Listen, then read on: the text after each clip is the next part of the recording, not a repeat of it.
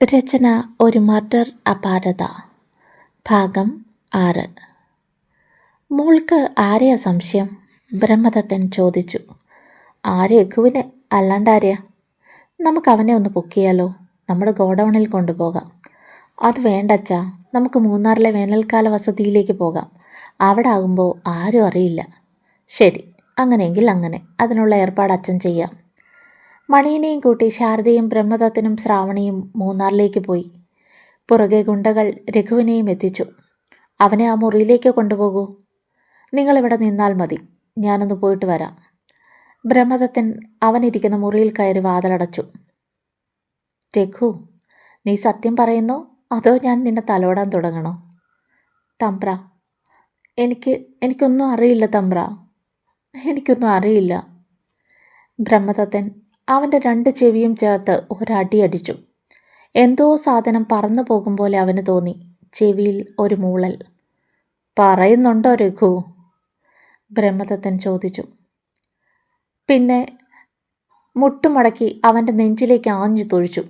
അവൻ്റെ വായിൽ നിന്നും കട്ടച്ചോര പുറത്തേക്ക് ചാടി. ഞാൻ പറയാം, ഒന്നും ചെയ്യരുത്. അയാൾ പോയി വാതിൽ തുറന്നു. ശ്രാവണിയെ വിളിച്ചു. നീ വീഡിയോ ഓണാക്ക്. മണിയനെയും അകത്തേക്ക് വിളിച്ചു. പറയ് രഘു, നീയാണോ അവളെ കൊന്നത്? അല്ല. പിന്നെ? ശിവശങ്കരൻ മുതലാളി. ശിവശങ്കരൻ മുതലാളിയോ? അവനെങ്ങനെ ഇതിനകത്ത് വന്നു? മുതലാളിക്ക് ഗീതയെ പണ്ടേ ഇഷ്ടമായിരുന്നു. ഒരുപാട് തവണ അവളെ സമീപിച്ചതാ. അവളൊരിക്കൽ അയാളുടെ കരണത്തടിച്ചു. അന്ന് ആ പട്ടാളക്കാരൻ്റെ വീട്ടിൽ നിന്നും അവൾ ജോലി കഴിഞ്ഞിറങ്ങിയപ്പോൾ ഞാനും ശിവശങ്കരൻ മുതലാളിയും അവിടെ കാത്തു നിൽപ്പുണ്ടായിരുന്നു. എനിക്കയാൾ ധാരാളം പണം തന്നു. ക്ലോറോഫോം മണപ്പിച്ച് ഗീതയെ ഞങ്ങൾ ബോധം കെടുത്തി. എന്നിട്ട് അയാളുടെ താവളത്തിലേക്ക് കൊണ്ടുപോയി.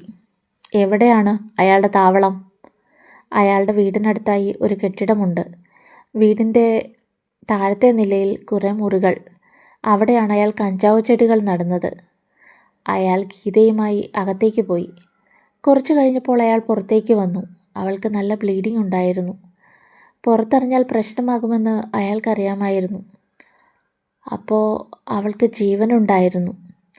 പിന്നെ എൻ്റെ തോളിൽ കിടത്തിയാണ് അവളെയും കൊണ്ട് വീട്ടിലേക്ക് വന്നത്. നിങ്ങൾ വന്നത് ആരും കണ്ടില്ലേ? ശ്രാവണി ചോദിച്ചു. നാണി കണ്ടിരുന്നു. ശിവശങ്കരൻ മുതലാളി അവർക്ക് നല്ല പൈസ കൊടുത്തു. പോലീസ് ചോദിച്ചാൽ ഇങ്ങനെ പറയണമെന്നും പറഞ്ഞു. തുടരും.